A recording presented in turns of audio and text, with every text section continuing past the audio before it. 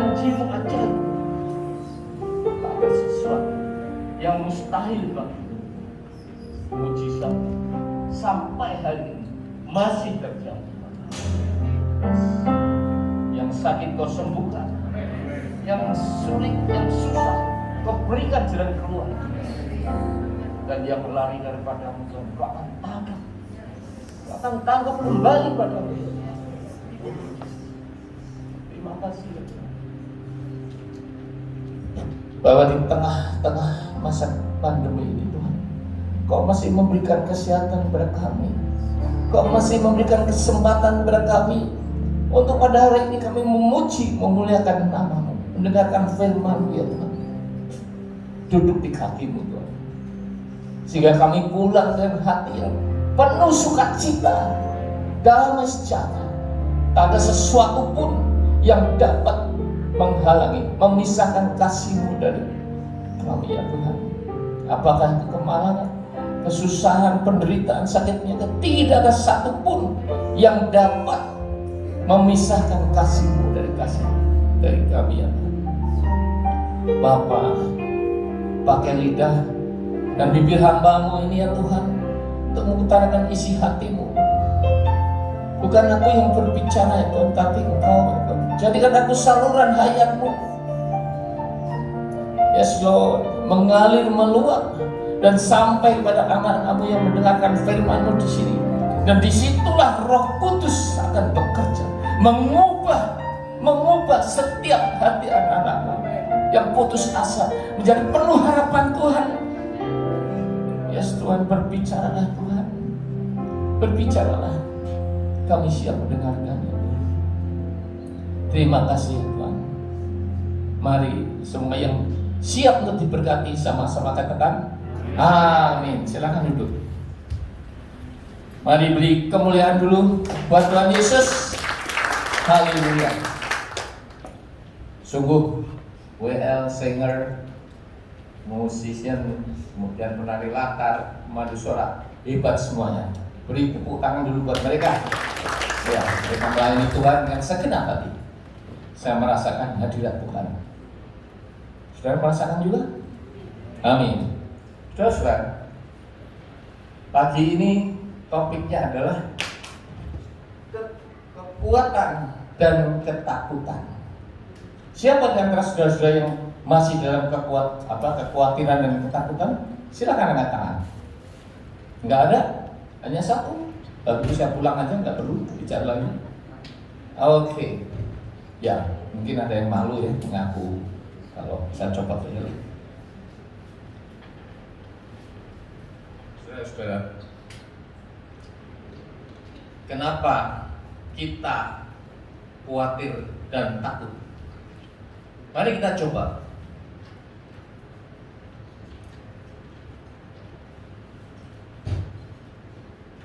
Nah, kita baca sama-sama. 2, 3.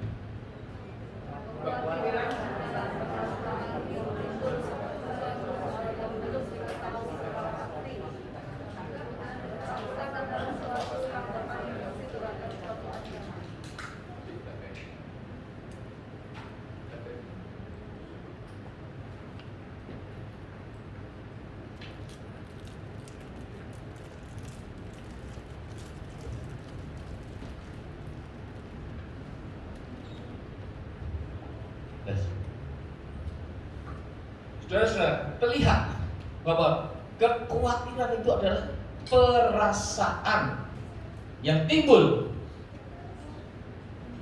karena sesuatu hal yang belum diketahui secara pasti.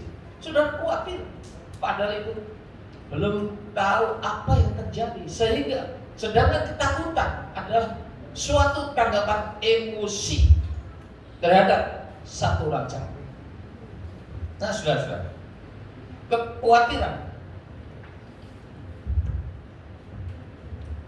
kekhawatiran menggambarkan gangguan psikologis yang dapat memiliki karakter, yaitu berupa rasa takut, keprihatinan terhadap masa depan, kekhawatiran yang berkepanjangan, dan rasa gugup, stres, susah tidur, dan sebagainya. oleh karena masalah yang dihadapi, maupun keinginan hidup berkelimpahan, hidup tanpa masalah dan masa depan yang baik. Banyak orang percaya yang tahu janji-janji Tuhan, bahwa Tuhan akan menyertai kita, tidak akan melupakan kita.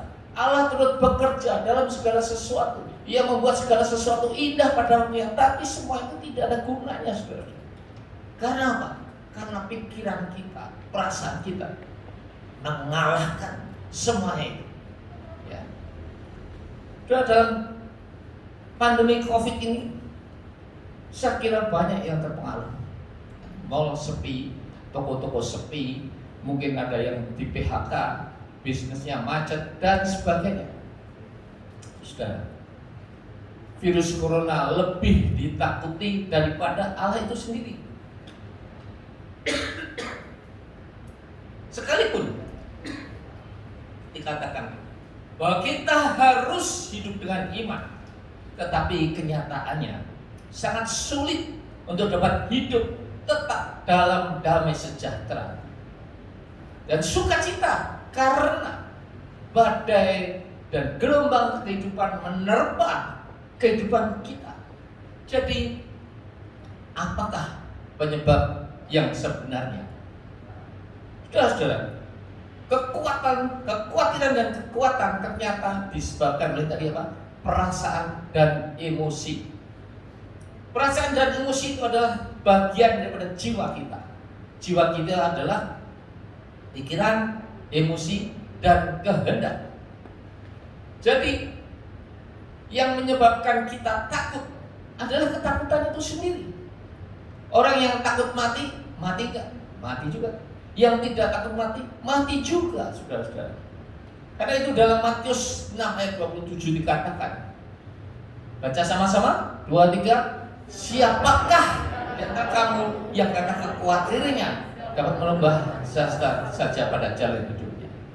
Saudara-saudara, ini adalah suatu ayat yang menjelaskan artinya apa? Bahwa kita harus sepenuhnya berserah pada Tuhan. Ya. Hidup kita ada di tangan Tuhan. Kedaulatan Tuhan, kehendak Tuhan, itulah yang menentukan takdir saudara dan saya. Dan dia lakukan itu menurut kerelaannya. Jadi alangkah damai sejahteranya hidup ini jika tidak ada rasa khawatir dan takut. Amin, saudara-saudara.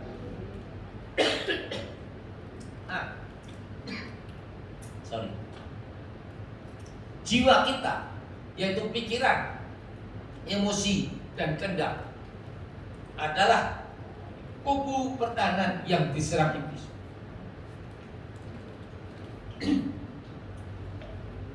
Iblis mengintimidasi kita, dan yang dapat diserang hanyalah jiwa kita, roh kita.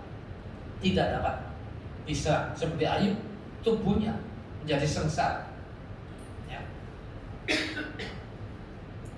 Sama seperti ketika iblis menggoda Hawa sehingga dia terpujuk. Iblis itu pintar, saudara, karena dia Lucifer, malaikat tertinggi, penyembah Allah. Tapi karena kesombongannya dia ingin seperti Allah. Dan dia berkata, kalau semuanya boleh dimakan, tapi Hawa terjebak. Oh enggak, satu ini enggak boleh. Kenapa? Karena kalau kamu makan, maka kamu dapat seperti Allah. Ya, tahu mana yang baik, mana yang buruk. Itulah kesombongan, saudara. Nah, kita lihat bagaimana manusia jatuh ke dalam dosa.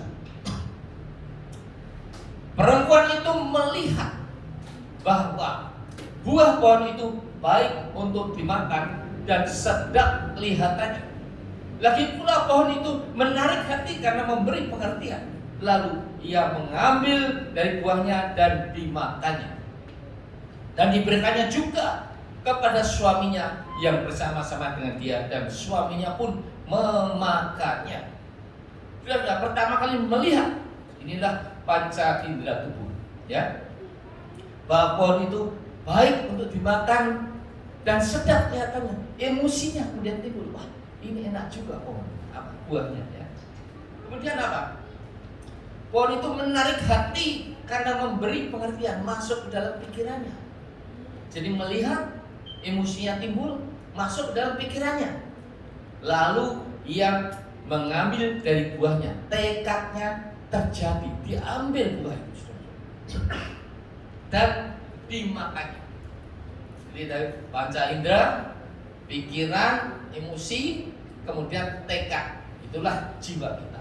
Tekad mengambil dan diberikannya juga kepada suaminya. Sudah, orang kalau berdosa itu mencari teman, atau juga dosa akan diikuti dengan dosa yang lain seperti Daud. Ketika dia berdosa, berzina, merebut Bathsheba, maka timbul kejahatan yang lain untuk membunuh Uria. Dan ini diberikan kepada suaminya, dan suaminya juga makan, saudara-saudara. Ini suami ikatan takut istri, ya. Kalah sama istrinya. Lah kenapa iblis menggodanya lewat Hawa? Karena wanita diciptakan Allah sebagai penolong.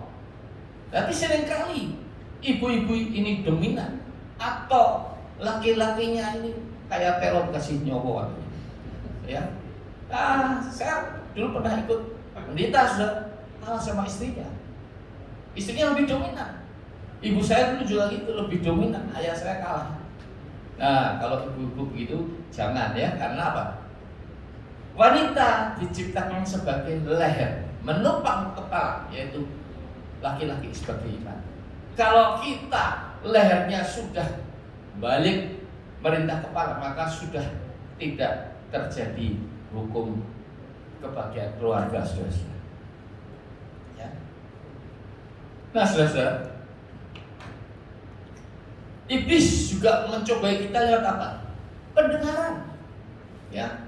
Di Kejadian 3 ayat 17 dikatakan, karena engkau mendengarkan perkataan istrimu dan memakan dari buah pohon yang telah kuperintahkan kepadamu, jangan makan daripadanya, maka terkutuklah. Akibat lain daripada mendengar suara yang tidak benar adalah saudara akan terkutuk seperti Adam. Ya, dia harus bersusah payah mencari makan.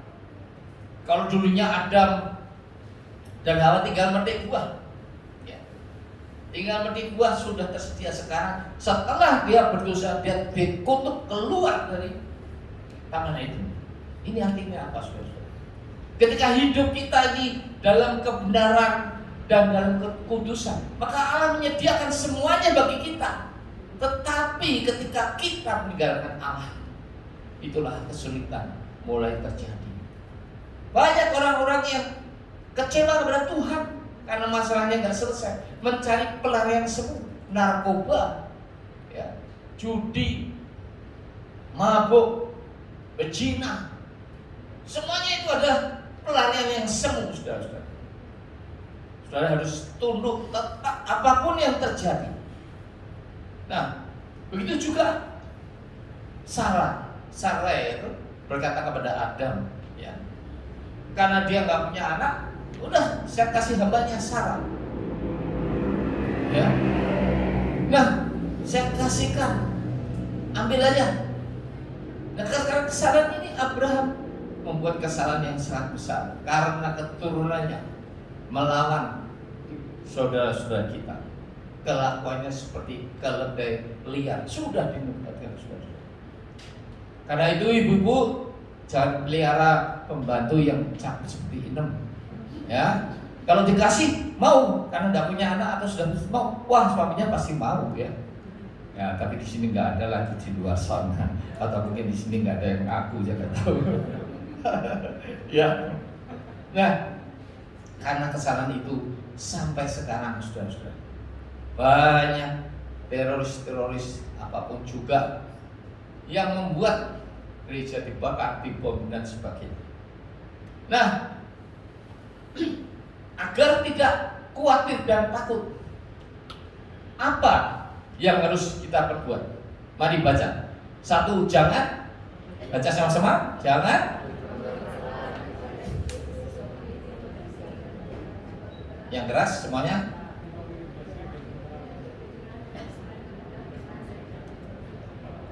Iya, saudara jangan memberi celah kepada iblis. Artinya apa? Mulai tengok-tengok, nah itu kan lebih cantik dari istriku ya. Masih bodinya masih semloho, istriku sudah kayak den, ya. Black dudu, tong dudu, dren. Itu satu. Kedua apa? Dalam kehidupan kita, dalam bekerja, kita harus menjadi terang dalam marketplace. Jangan kita malah ikut-ikutan mencuri waktu, korupsi dan sebagainya. Itu membuat celah.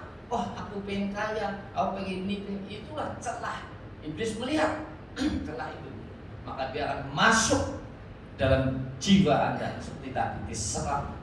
Dan yang kedua adalah ini yang lebih penting, hidup dengan iman, bersyukur dan berserah total kepada rancangan dan kehendak Allah. Saudara-saudara, ini bukan hal yang mudah dilakukan. Kita bisa ngomong, bisa baca firman, tapi tidak mudah melakukan. Ya. Saudara-saudara lihat kisah Lazarus yang sudah mati dibangkitkan. Nah, kita baca sama-sama. 2, 3. Ketika semuanya membaca, ya.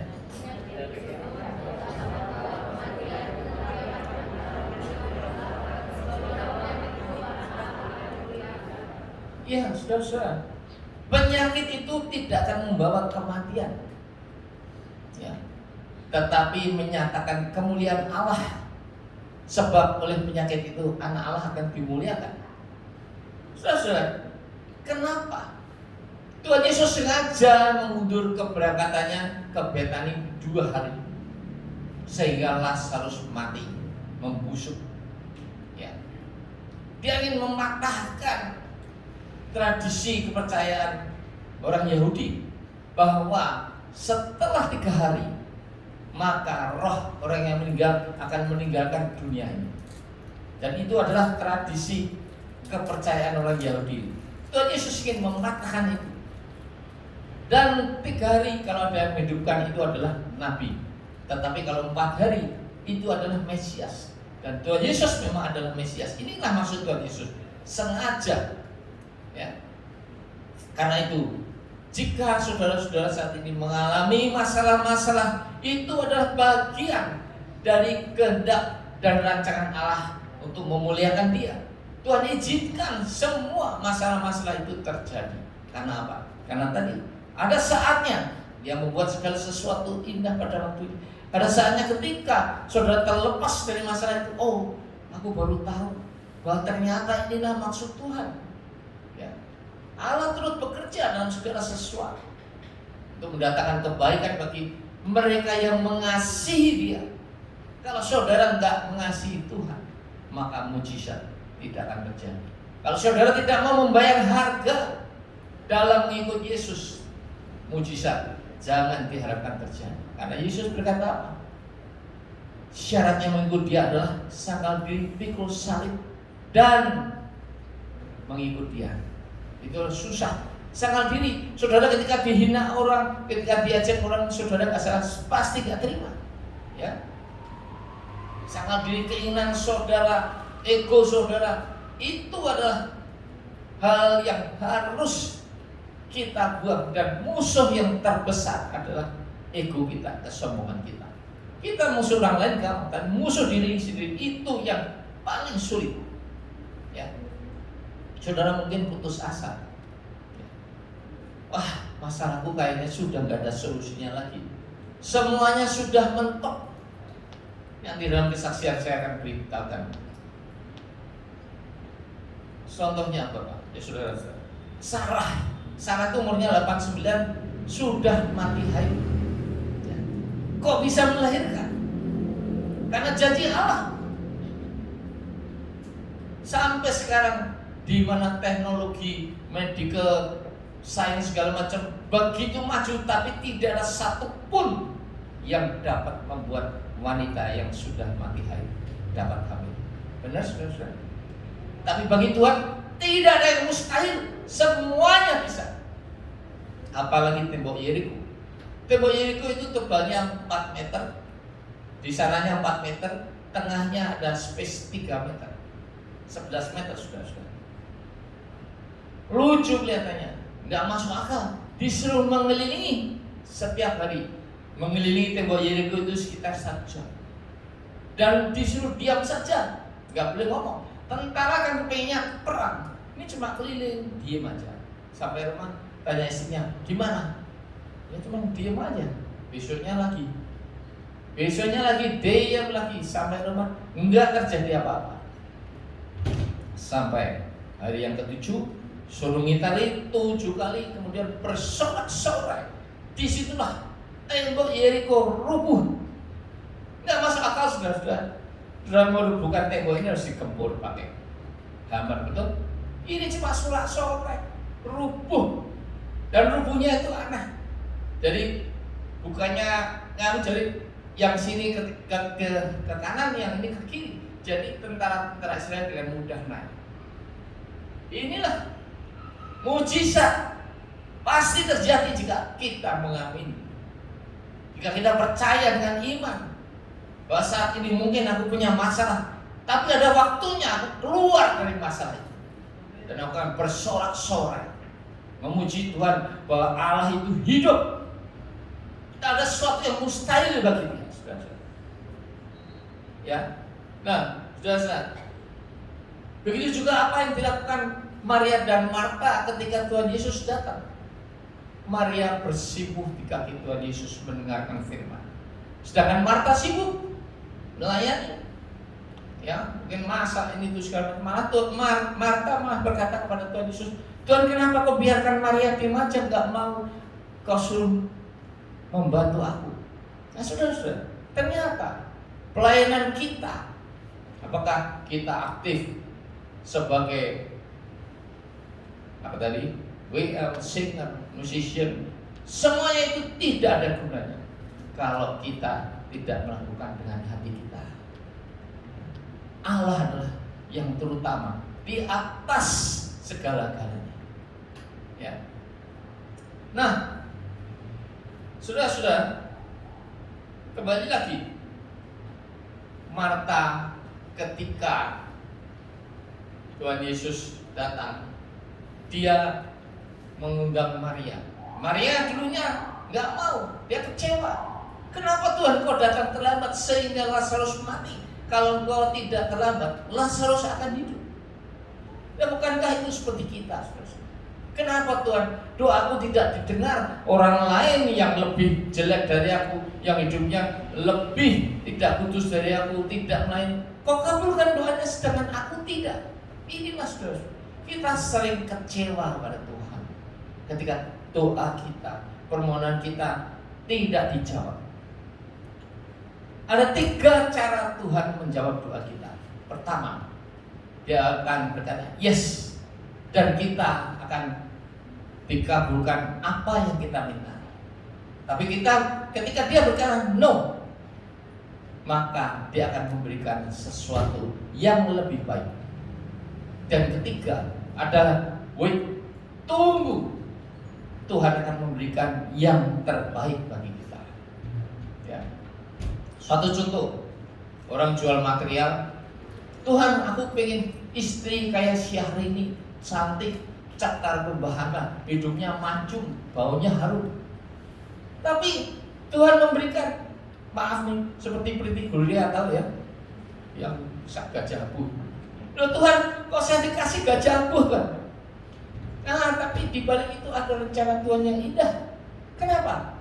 Ketika kulinya nggak datang, ini yang gajah abu ini ngangkati semen 1 ton, enteng. Ya. Coba kalau Syahrini beli parfumnya aja berapa, jual material, untungnya berapa?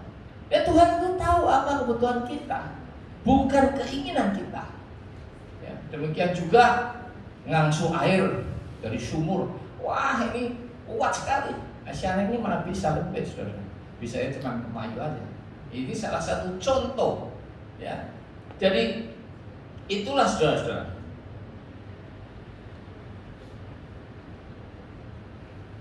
Di Yohanes 11 ayat 39 dikatakan, kata Yesus, angkat batu ini, batu itu, Marta, saudaranya orang yang meninggal itu, berkata kepadanya, Tuhan, dia sudah berbau sebab sudah 4 hari ia mati. Saudara, apakah Tuhan tidak dapat membuat batu itu menggelinding sendiri? Bisa, saudara.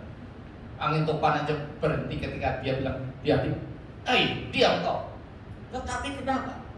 Kalau Tuhan berkata, ia turut bekerja, berarti kita harus ikut berpartisipasi melakukan pekerjaan. Ya. Ia turut bekerja. Sekarang aku baru tahu bahwa dia turut bekerja. Sekarang sudah tahu bahwa kita juga harus ada tindakan. Harus ada tindakan iman, bukan cuma berdoa, tapi berdoa dan bekerja. Nah, di sini Marta berkata, ia sudah berbau sebab sudah 4 hari ia mati. Inilah manusia. Kita sering putus asa. Kita tidak punya harapan. Terlambat Tuhan. Terlambat. Aku sudah terlambat. Rumahku sudah disita bank, ini itu segala macam. Tapi di balik itu semuanya sebetulnya ada rencana Tuhan. Ya. Saudara-saudara, Tuhan Yesus seperti kata saya tadi, sengaja mengundurkan 2 hari. Karena apa ya tadi? Mematahkan tradisi kepercayaan orang Yahudi. Ya. Jadi kembali lagi, semua masalah-masalah yang kita hadapi itu diizinkan oleh Tuhan. Seperti pandemi ini diizinkan oleh Tuhan. Sudah lihat di Spanyol, di Brasil, di Italia, orang menangis di pinggir jalan. Sebelumnya nggak pernah terjadi. Pada kolera, ada lagi wabah di London waktu itu 50 juta orang, ini baru 5 juta. Tapi semua bertobat. Dan kita dikasih waktu. Nggak ada pandemi yang dulu pakai masker, kita harus di rumah. Artinya apa? Kita harus lebih dekat dengan Tuhan. Dikasih kesempatan membaca firman, memuji firman. Kalau sebelum ini kita hura-hura kemana-mana. Nah, sekarang Tuhan izinkan persiapan, siapkanlah kita menunggu kedatangan Tuhan Yesus yang kedua, rapture. Sudah dekat tanda-tandanya, saudara-saudara. Perang, gempa bumi, itu adalah tanda-tanda. Pemakaian chip, semua tanda-tanda Tuhan mau datang, karena itu kita siapkan diri kita. Yang tidak diangkat maka akan mengalami masa tribulasi 2 kali. Masa tribulasi di mana orang Kristen akan dibunuh, disiksa. Ya. Kalau nggak mau pakai chip, nggak bisa beli apa-apa. Tapi kalau pakai chip, saudara sudah kehilangan keselamatan saudara. Seperti kata saya tadi, Maria tidak mau menghadap Tuhan Yesus, tapi ketika dipanggil Marta, maka Maria sadar. Dan apa yang dilakukan? Yohanes 11 ayat 50.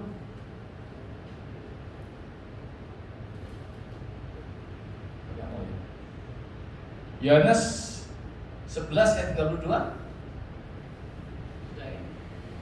Gak mau terus di next. Nah, setibanya Maria di tempat Yesus berada dan melihat dia, tersungkurlah dia di depan kakinya dan berkata kepadanya, Tuhan, sekiranya Engkau ada di sini, saudaraku pasti tidak mati. Tersungkur di hadapan kaki Yesus, tersungkur di hadapan hadiratnya. Itulah yang dikehendaki oleh Tuhan. Ya. Inilah kesadaran Maria bahwa inti penyerahan hidup kepada Kristus dengan segala kerendahan hati, yaitu tersungkur di depan kaki Kristus.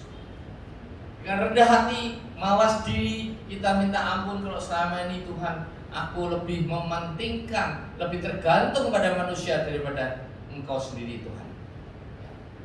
Nah, saat ini saudara-saudara, saatnya saudara tersungkur di hadapan kaki Yesus. Inilah saudara-saudara, dia tersungkur. Kemudian apa lagi saudara-saudara? Nah, ketika kita tersungkur di hadapan kaki Kristus dengan hati yang hancur, jiwa yang rendah, maka itu akan menggerakkan belas kasihan Tuhan. Sehingga di situ dikatakan Tuhan Yesus juga ikut menangis. Bayangkan saudara, Tuhan Yesus juga ikut merasakan masalah kita, kepedihan kita. Dia juga ikut merasakan ketika kita mau tersyukur, mau dengan rendah hati datang kepadanya, menyembah Dia. Nah, saudara, sekali lagi merendahkan diri di hadapan Tuhan Yesus. Dan apa juga saudara? Ini adalah Maria yang mengurapi kaki Tuhan Yesus dengan minyak narwastu yang mahal. Saudara, Tuhan Yesus tidak mementingkan, tidak menginginkan kita persembahan triliunan ataupun aktivitas kita melayani, tapi yang Dia inginkan adalah hati kita. Ya, seperti tadi dalam penyembahan saya rasakan adanya hadirat Roh Kudus, karena semuanya menyembah dengan hati, bukan hanya mulut, saudara. Kalau penyembah-penyembah di panggung ini hanya dengan mulut, itu adalah entertainer. Mereka yang dipuji, yang nonton. Tidak beda dengan artis-artis. Tetapi ketika kita mendirikan mezbah, penontonnya hanya Tuhan Yesus, itulah saatnya kita menyembah dengan hati, memuji dengan hati, dan itu akan menjadi dupa yang harum di hadapan Tuhan. Nah, ada satu cerita raja yang membagikan kekayaannya kepada rakyatnya. Semua boleh mengambil apapun yang dia miliki. Tentunya banyak mengambil harta benda, permata, uang sebagainya. Tapi ada satu wanita yang tidak mengambil apa-apa. Dan dia tanya, "Raja, apakah betul apa yang aku minta akan kau berikan?" Raja berkata, "Iya, setengah kerajaan pun akan kuberikan padamu." Tapi apa kata wanita itu? "Kalau begitu Raja, aku mau engkau menjadi milikku." Kenapa? Karena ketika kita memiliki raja, maka semua kekayaannya itu otomatis menjadi milik kita. Dan raja itu adalah Tuhan Yesus. Ketika kita tidak menginginkan apa-apa, melainkan Tuhan Yesus sebagai milik kita, maka semuanya akan diberikan kepada kita. Kita sebetulnya sudah berhutang, sudah diberi lunas oleh darahnya, berarti kita menjadi budak belian. Tetapi Dia mengangkat kita sebagai sahabatnya, bahkan Dia menjadikan kita ahli waris kerajaan surga. Bayangkan saudara, sudah berkorban untuk kita, mengampuni kita, malah memberikan kerajaan surga. Itulah Tuhan Yesus. Karena itu saudara, milikilah Tuhan Yesus, maka saudara tidak akan merasakan hidup dalam ketakutan maupun kekayaan, kekhawatiran. Nah, ayat Matius 11 ayat 28. Mari kita baca sama-sama. Marilah.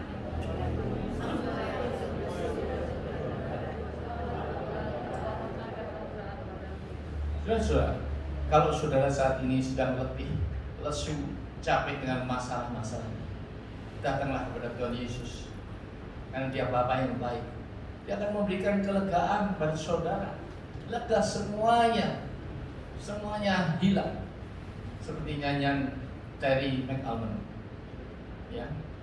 Ketika Yesus berada dalam hidupnya, dalam hidup kita, maka semua problem-problem akan disingkirkan. Ya.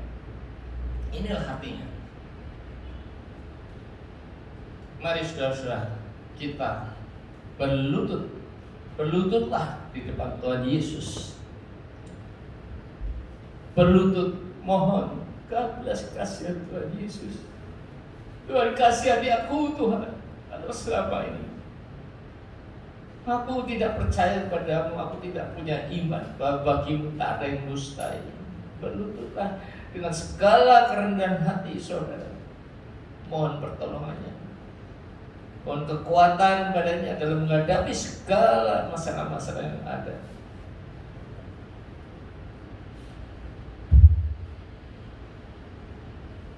Saudara-saudara, sebagai kesaksian, saya 20 tahun, sekali lagi 20 tahun diproses Tuhan, mempunyai masalah sampai sekarang belum selesai. Saya beli tanah secara legal, mempunyai sertifikat, tetapi diganggu oleh orang mafia tanah yang tidak punya alas hak kepemilikan apapun. Itulah hukum di Indonesia.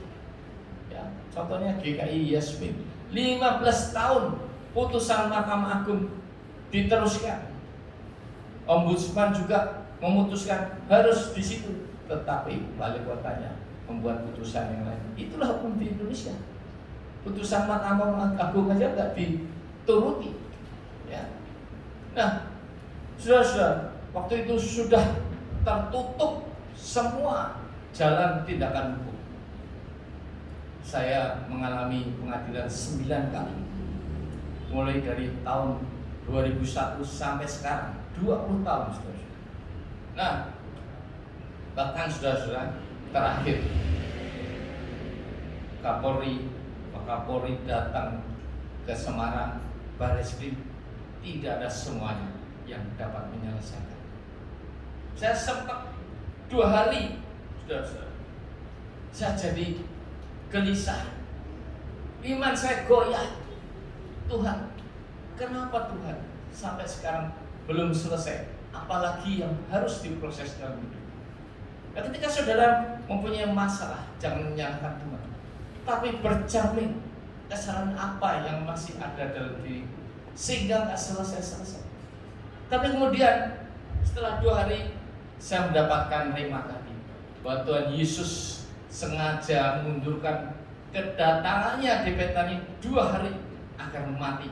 Dengan itu nama Tuhan Yesus akan dimuliakan. Di sini juga saya tergantung manusia. Ya. Saya sudah minta bantuan, selain itu juga dulu orang DPR RI sudah menulis surat ke Mahkamah Agung, tidak ada respon. Orang Lemhanas semua nggak ada respon. Karena itu saya minta ampun pada Tuhan. Tuhan, aku minta ampun kalau selama ini aku menggantungkan semuanya kepada manusia. Nah, sekarang saya menggantungkan semuanya pada Tuhan. Engkau akan bekerja menghidupkan Lazarus. Engkau sendiri akan membuka pintu-pintu masalahku sehingga selesai. Itulah yang saya miliki sekarang. Saya tetap tenang, tetap damai sejahtera. Padahal sudah 18 tahun saya tidak punya income sama sekali. Tapi sampai saat ini Tuhan pelihara saya.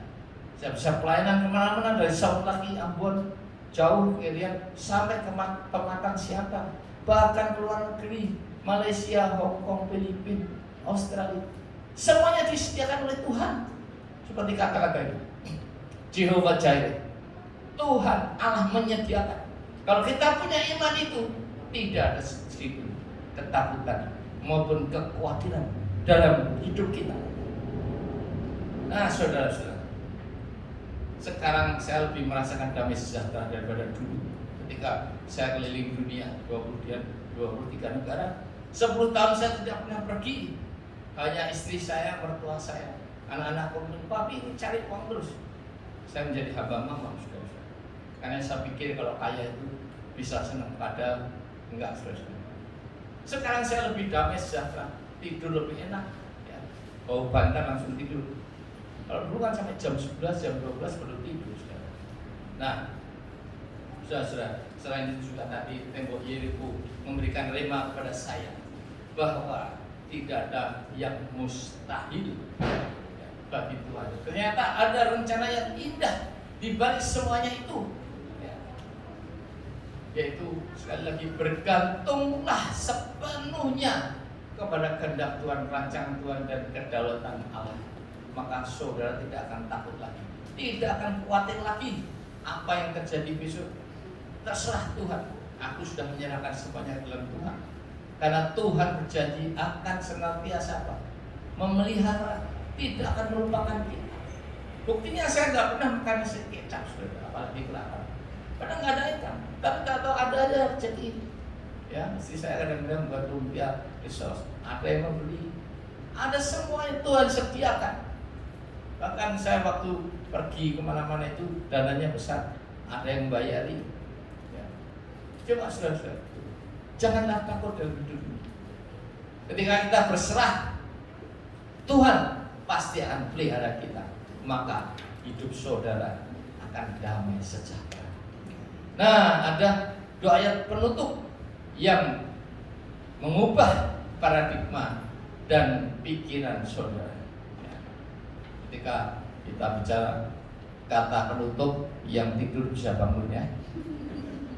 Mari kita baca sama-sama Yesaya 30 ayat 15. Sebab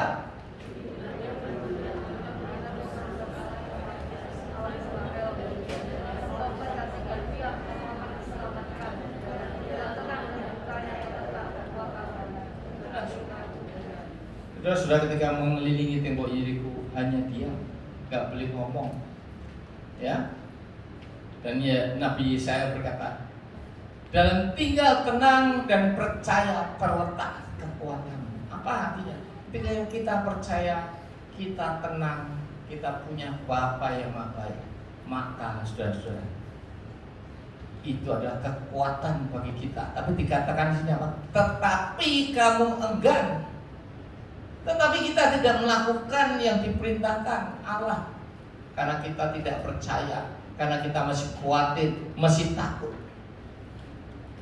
Demikian juga dalam 1 Yohanes 2 ayat 9 dikatakan, mari baca sama-sama. Tetapi seperti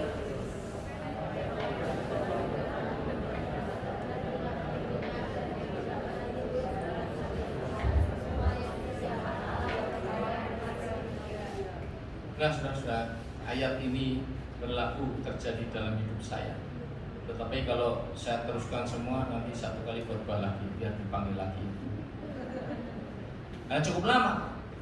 Tuhan menyediakan apa yang tidak pernah saya pikirkan. Semuanya sudah butuh. Tiba-tiba Tuhan menolong saya. Demikian juga dengan biaya-biaya. Semuanya Tuhan sediakan. Karena itu sekali lagi saudara, mulai saat ini jangan punya rasa khawatir ataupun takut, karena kita mempunyai Allah yang dahsyat. Allah yang dapat membuat apapun yang tidak mungkin terjadi dapat terjadi. Amin saudara-saudara. Amin. Marilah kita berdiri, kita menyanyikan. Saya panggil pemusik. Kaulah harapan. Saudara-saudara, engkaulah harapan satu-satunya. Aku tak dapat hidup jika engkau tidak beserta denganku. Ya saudara-saudara, nyanyikan ini saudara-saudara. Nyanyikan dengan sepenuh hati.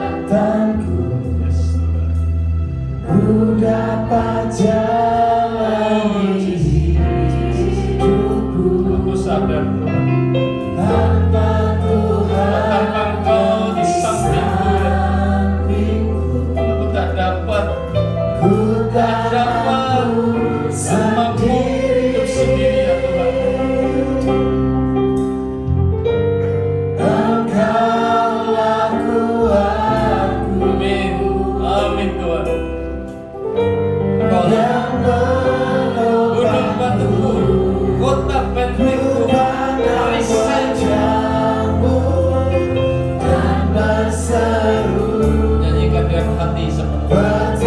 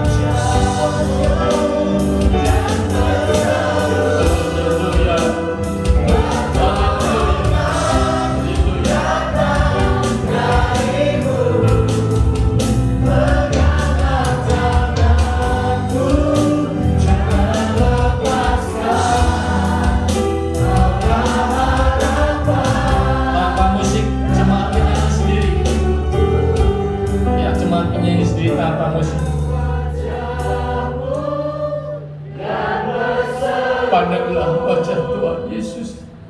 Berserulah. Pertolongan kita hanya datang daripada Dia. Dia satu-satunya penolong kita. Tak ada yang lain.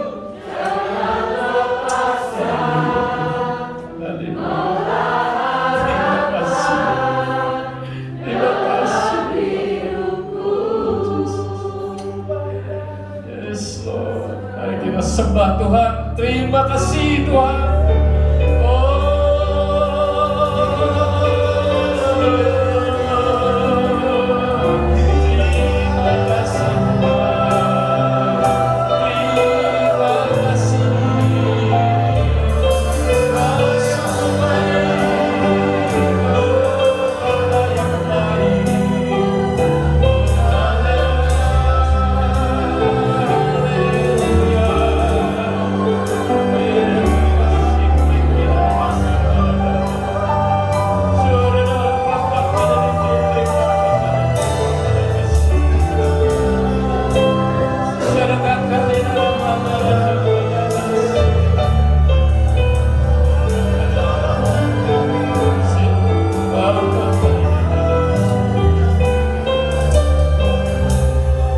Bagi saudara yang saat ini masih mengalami kekhawatiran dan ketakutan, angkatlah tangan saudara. Saya akan berdoa bagi saudara. Amin. Amin. Amin. Jesus. Kau melihat tangan-tangan yang diangkat. Semua menutup mata, jangan melihat ke kanan kiri. Yang mengangkat tangan, marilah maju ke depan. Majulah ke depan. Roh Kudus akan memberkati saudara sekalian.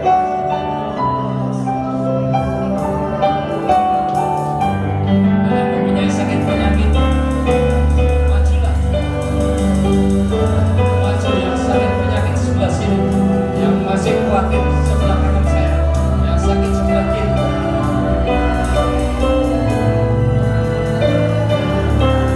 Terima kasih. Haleluya. Haleluya.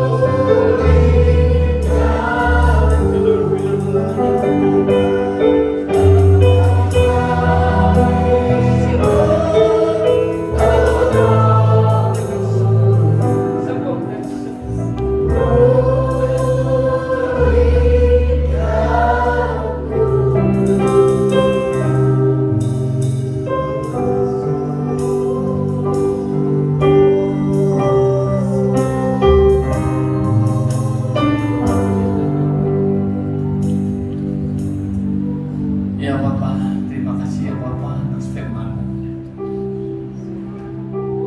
Hari ini Tuhan, mereka yang khawatir dan takut akan pulang dengan hati yang dipenuhi oleh firman-Mu, dipenuhi oleh Roh Kudus, mengusir semua ketakutan, kekhawatiran yang ada padanya, karena itu hanya ada pada jiwa mereka.